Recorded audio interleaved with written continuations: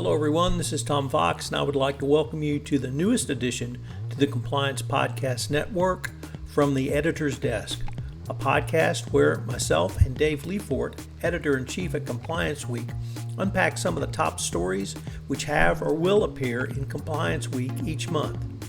We look at the top compliance stories, talk some sports, and generally try to solve the world's problems. In this episode, we take a look at some of the top stories from September 2020 in Compliance Week, specifically focusing on the SEC disclosure letter around ESG, the Inside the Mind survey of chief compliance officers, a ransomware series that Aly McDevitt is developing, and a self-directed learning course on cybersecurity for compliance professionals.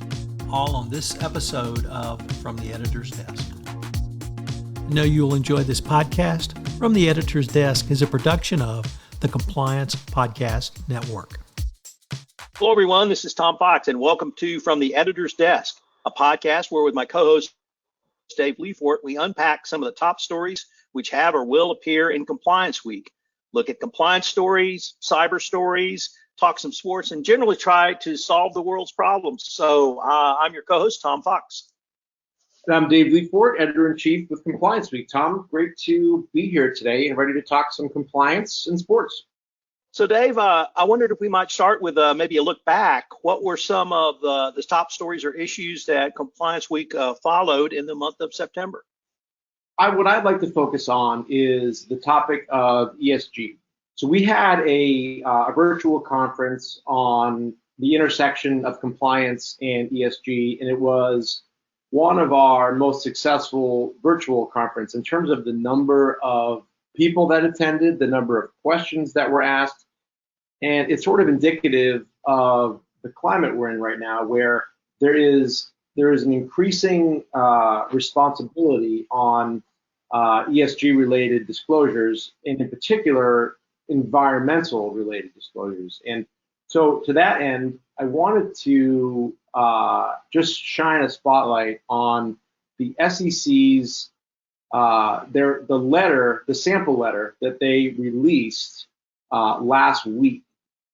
Essentially, so the SEC last week they issued a sort of a sample letter that it was fictional, but it represented the types of questions that they're going to be asking companies, and that you can sort of project that they did ask companies. So because they sent about a couple dozen letters to companies asking for clarifications related to disclosures.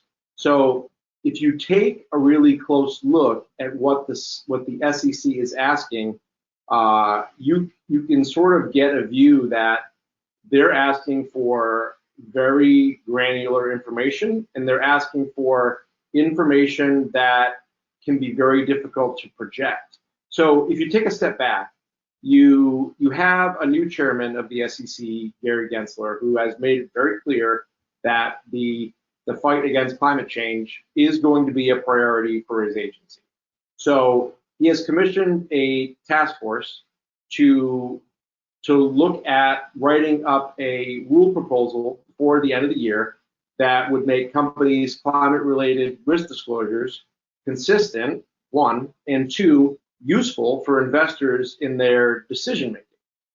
So and this is all based on the 2010 SEC guidance regarding disclosure related to climate change. So Gensler and his team, they're taking sort of a new, fresher interpretation of that guidance. So I would advise all companies to take a look at that. It's 26 pages long. It's from 2010. It's a new interpretation on that guidance. So rewinding again to last week, the SEC made a public statement and sent out a press release, and they listed sort of a sample letter to a fictional company, and they listed some of the ways that companies are running afoul of the requirements that are the requirements for disclosures. So essentially what they're asking for is consistency in their disclosures to investors and their disclosures to regulators. Okay, so they're asking that, one. And two, they're asking for a lot of projections where, so I'm going to give a couple examples. So, for example, they pointed out a few ways companies are running afoul of the requirements as the SEC now sees them. So they're saying that companies are being more expansive in their corporate social responsibility reports than in their SEC filings. That's something that is, that companies are going to need to be buttoned up on. They're going to have one voice in what their their public statements or their public stance on social responsibility and climate change efforts. So that's something that's not a tall ask. So, but they're also saying that the companies are not fully disclosing material risks posed by climate change brought on by policy, regulatory changes, market trends, credit risk, technological changes, and litigation. So that is an example of something that if you look at it from a corporate perspective, you're now asking corporations to start to make projections on some of these things that are difficult to do. These are business projections that they're going to be held accountable to, and that's something that is so. And that's something that compliance is going to have be a part of the conversation on. Obviously, business stakeholders, the C-suite's going to have to be a part of that conversation. Stakeholders from various different departments, the chief financial officer, there are going to have to be, so in other words, companies are going to have to be on one page about this. And they're asking some very difficult questions. And then they take that to another level when, they're saying that companies aren't disclosing material or indirect consequences of climate-related regulation or market trends that, and this is the interesting part, that reduce demand for products that produce greenhouse gas emissions, and increase demand for products that result in lower emissions. So it's one thing to say to the automotive industry, can you project demand for electric cars 5 years from now? Which the automotive industry has been doing for years. It's an entirely another thing to apply that to, let's say, garment productions and try to anticipate demand for products that are made from sustainably resourced materials or from labor, from I guess how do I want to put this? From labor that is legal. It's not child labor, not made in sweatshops. So they're asking organizations from all industries to make these types of projections. So where on one hand, it's, car manufacturers have been doing this for years, it's a very tall order to ask the same question of other industries. And I just mentioned the clothing industries as one example of how that can be very difficult for a business to project. And now, if they're going to be held accountable to these projections in their disclosures, it's a really tall order. And I guess that's the biggest takeaway that I came from this, is that there's a reckoning that's coming. And this is just sort of the first shot across the bow, that the SEC is going to be asking some very difficult questions, and not just difficult for compliance, but difficult questions for businesses to answer. So it's going to be interesting to see how this plays out and what the reaction to this is going to be. Now, in part of it, and like I said, a really big part of this is being aligned within your organization of, which department is best suited to head this up, making these disclosures and reporting on these things. Is it compliance? We asked a survey question in our ESG event, and I have the results here. So the question was, who leads the sustainability or ESG reporting process in your organization? And 40% said it was a separate sustainability team. 33% said it was the legal or compliance team. 8% said it was their communications team. 12% said it was finance, investor relations. So even from just that result alone shows the disparity of where these disclosures are coming from. So that's sort of step one, is getting your organization on the same page when making these disclosures. So essentially, it's this is just the beginning. So once this rulemaking comes down, which you sort of expected before the end of the year, things are going to get a lot more difficult and a lot more complicated when it comes to making these ESG related disclosures, and in particular, climate risk related disclosures. So Dave, I think I could be safe in assuming that this is going to be something that Compliance Week continues to cover, and we will be talking about this in upcoming episodes as well. Now I wanted to turn to sort of a transitional story from both September and going into October and perhaps down the road, and that's the series Inside the Mind of the CCO.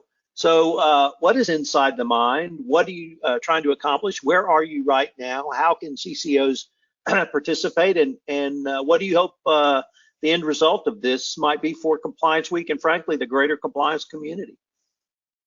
Yeah, so every year, this is our third annual survey, and we call it Inside the Mind of the CCO. What we're essentially doing is helping chief compliance officers and people who aspire to be chief compliance officers essentially benchmark themselves against their peers. And we're asking questions that sort of get at, like, what makes someone in compliance tick? What are their motivations? What are their biggest pain points right now? What are their salaries based on, how many years in the business?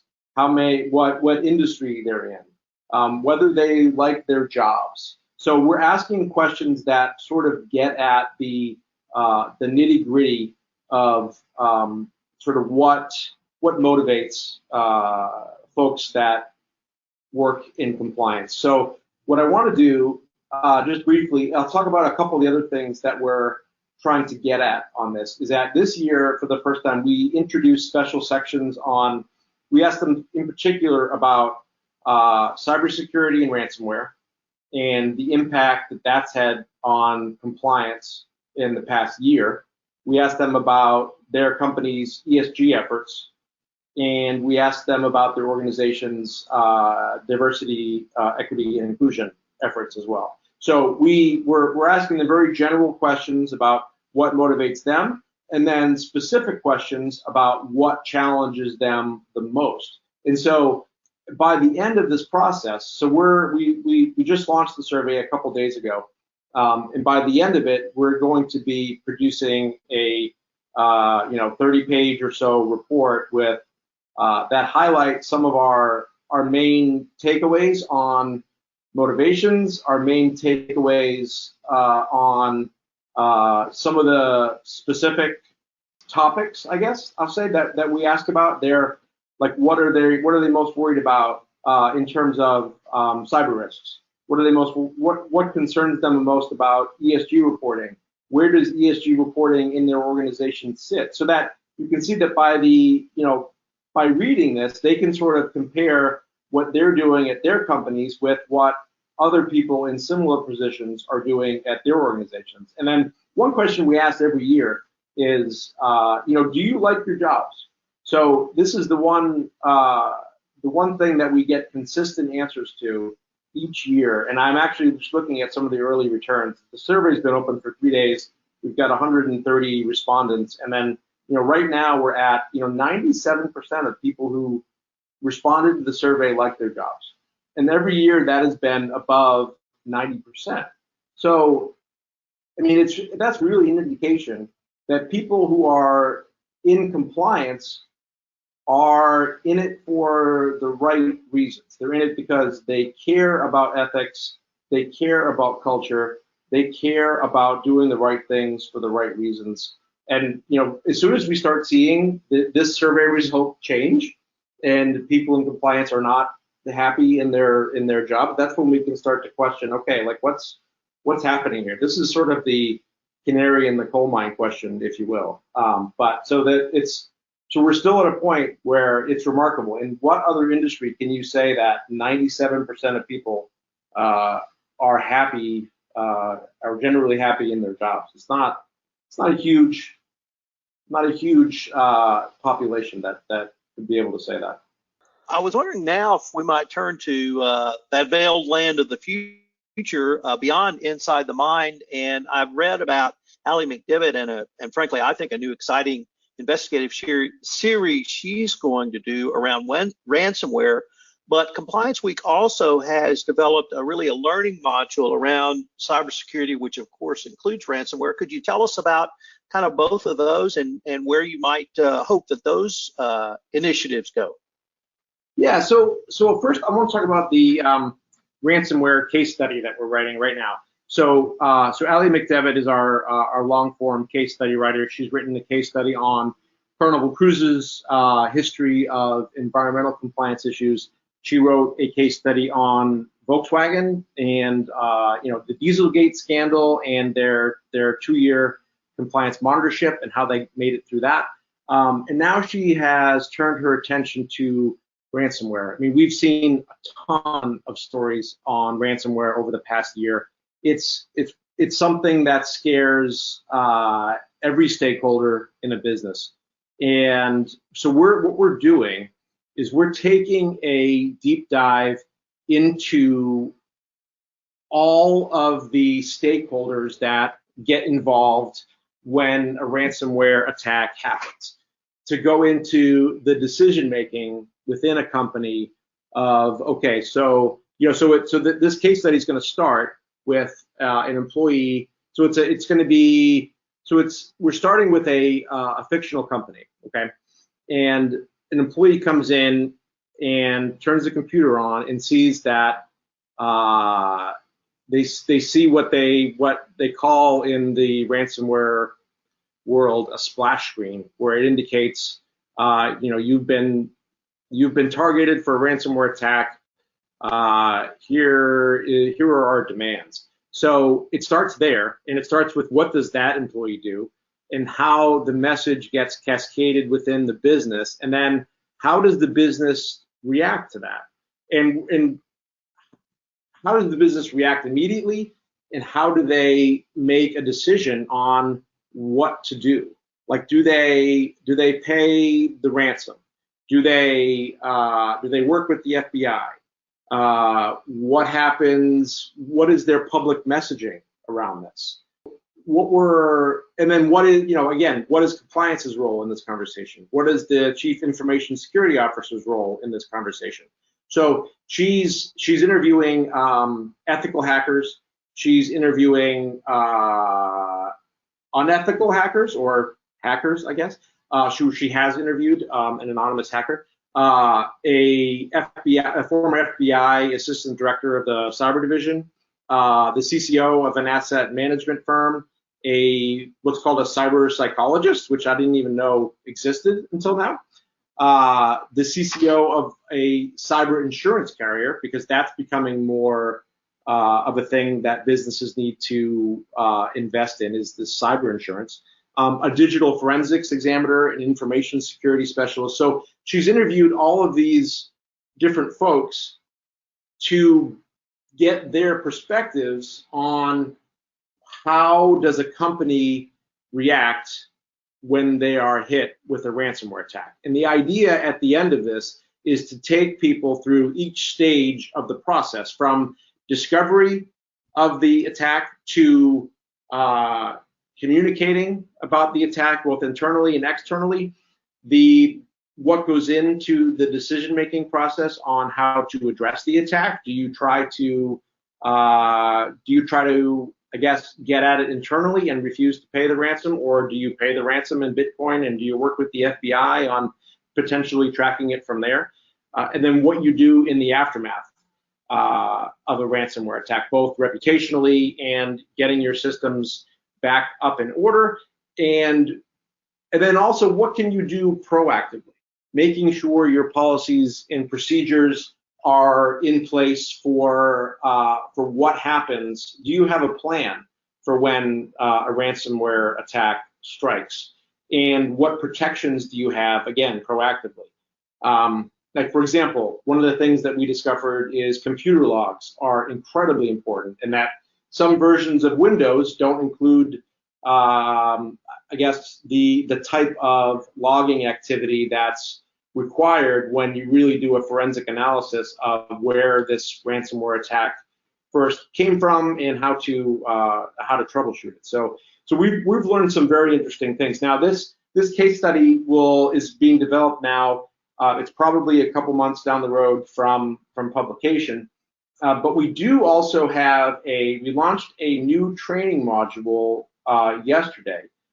It's called Cybersecurity Best Practices for the Compliance Practitioner, and it's a self-directed module-based training where you can go at your own pace, and it is essentially what compliance practitioners need to know about cybersecurity best practices. So it's, again, the importance of device management, best practices for policies, who owns cybersecurity within the organization, what compliance's role is in all of that.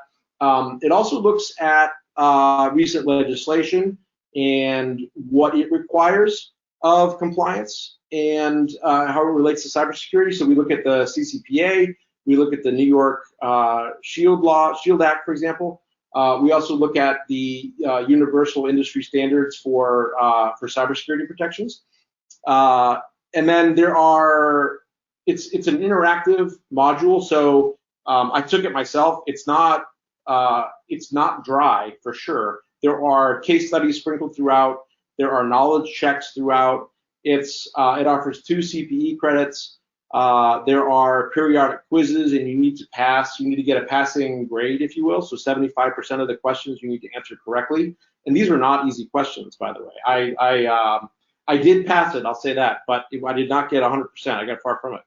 I personally learned a lot, and it is well worth any practitioner's time. And I promise that everyone who takes it will learn something that they didn't know previously. That sounds great, Dave, and I'm certainly looking forward to that as well as Aly's report and your Inside the Mind series. I think those are all going to be some great benchmarks for the entire compliance community.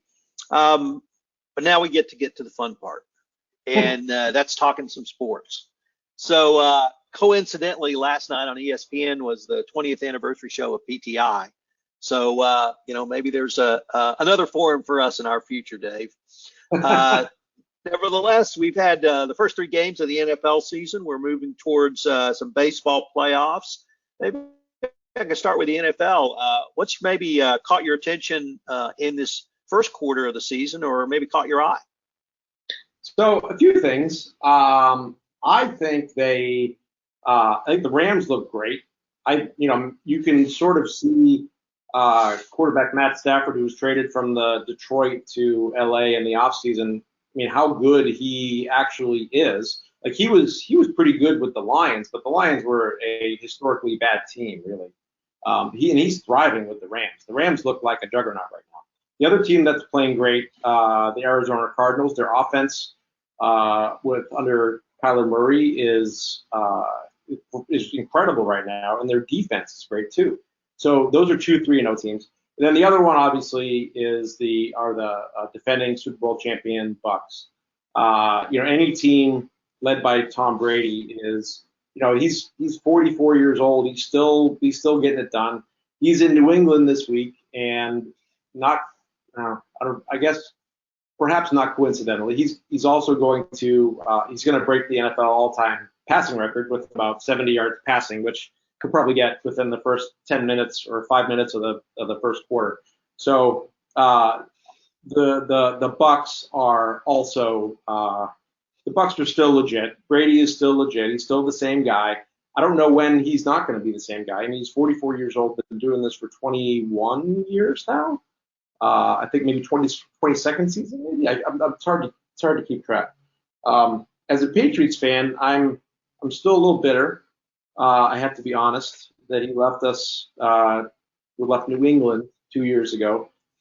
We could still be enjoying the golden years, I guess, of Tom Brady. Instead, the Patriots fan base, I'll say, we're now sort of, it's been a real reality check these last 2 seasons. Cam Newton last year was a disaster. This year, we all got excited about Mac Jones, the rookie quarterback, played really well weeks 1 and 2, really came back to earth in week 3. So there'll be, with any rookie quarterback, there'll be ups and downs. But I have to be honest, we're not used to that here in New England, these ups and downs and so much uncertainty.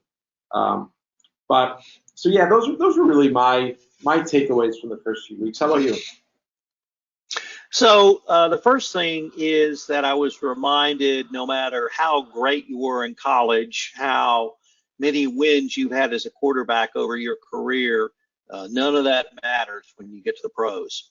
And 2021 was one of the top, or reputed to be the top draft years for quarterbacks, maybe even since 1983 in the Dan Marino class. And all of those guys are struggling. It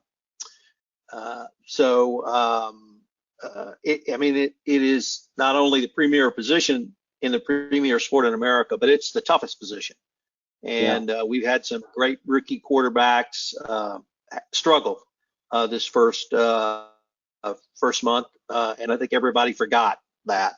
The second thing is I'm reminded how much coaching matters. And we tend to think that, well, we just put the best team on the field and they're going to win. But as you mentioned, the LA Rams, I was going to say St. Louis Cardinals, but that would show my age. The Arizona Cardinals, both of those coaches are offensive-minded, very good coaches. We've talked about Belichick before, and he and his staff have done a great job. But we've also seen some really bad coaching failures. The latest one was, in my mind, in Detroit, where they're right on the verge of winning. They score and they kick the ball off into the end zone, so no time runs out. And of course, Aaron Rodgers goes 50 yards in 2 plays, and then they kick a field goal to win. But they could have squib kicked that and run 5, 10, maybe 15 seconds off. Same thing with Kansas City and Baltimore. So just kind of the coaching errors that I've seen this year. Houston made one. It's a rookie coach, so maybe he gets a pass on that. But I was reminded how important good and great coaching is. And then really the other thing is just that it's so good to have football back with fans. And as much as I enjoyed last year, it really is another dimension just to hear the crowds on television, and you can feel the players feeding off that enthusiasm.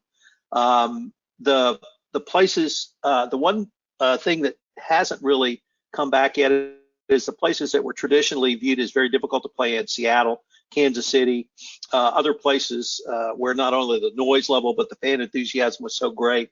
The road teams have done as well this year as they did last year, so I'm a little surprised at that, but I can still feel the enthusiasm when I watch the game. So it's so nice to really feel that even on television. We got a little time left, Dave. How are you feeling about your Red Sox?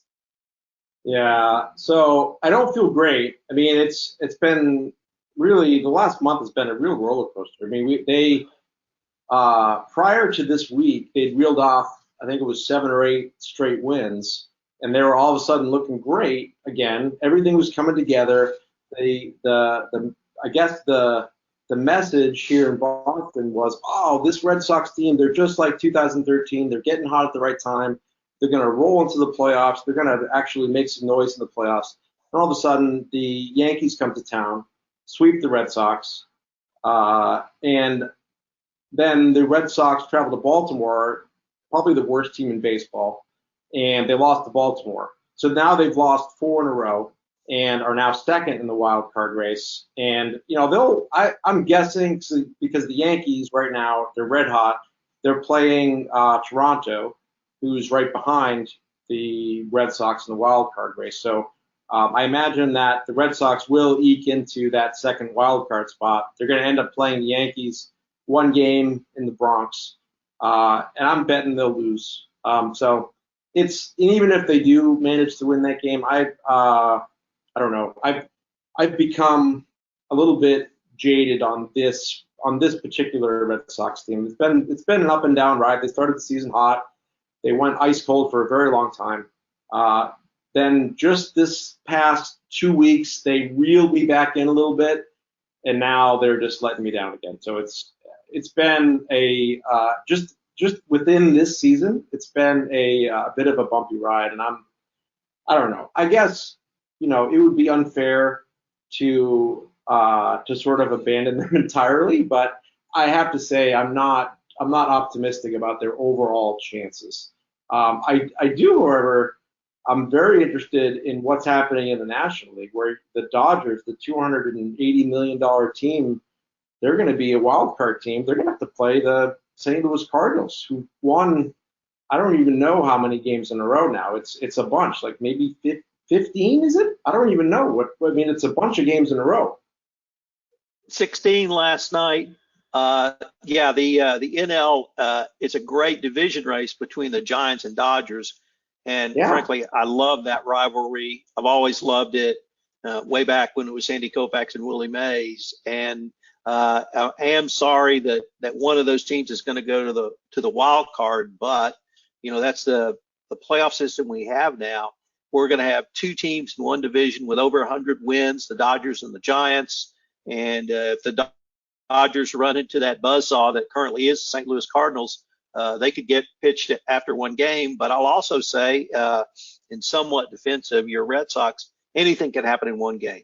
And from a perfect game to a disaster, but the one-game playoff is just an incredible format. So the Astros were kicking ass and taking names against the bottom 5 teams in the AL. We're down to a week ago. They were down to 2 games, magic number, and then they got swept by the A's in 4 games. And then now we're playing the Tampa Bay team, and I was worried about that, but we won last night, so our magic number is 1, and we're going to get in there, and it's going to be an interesting playoff. With the Dodgers and Giants, it's the best team in baseball going to get knocked out before they even get to the World Series. And frankly, Dave, that's what I love about baseball. Yeah, I do too. I love the one-game wild card, especially when one of the teams is, potentially the second best team in all of baseball and could get eliminated in one game.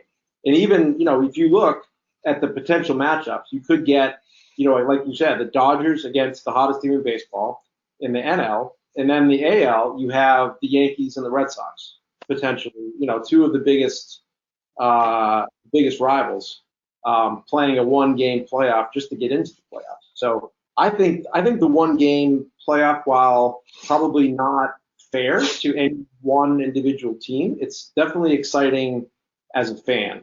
I'll definitely be watching all of those wild card games. Now, beyond that, who knows? It probably depends on who wins, whether I'll be tuning in or not. But yeah, I love the one-game playoff too. Well, Dave, unfortunately, we're near the end of our time for this episode, but I am Tom Fox, co-host from the Editor's Desk. Thanks, Tom. I'm Dave Lefort, Editor-in-Chief of Compliance Week, and excited to talk to you again next month.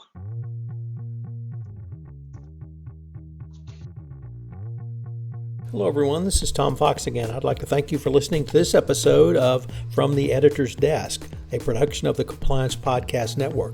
I hope you will join Dave and I on the last Friday of each month, where we get together to take a retrospective look back of what's appeared in Compliance Week and what may be coming for the next month. Are you interested in using social engineering to improve your compliance program and employee engagement? Then check out my new podcast series with Karsten Tams, Design Thinking and Compliance, premiering in October.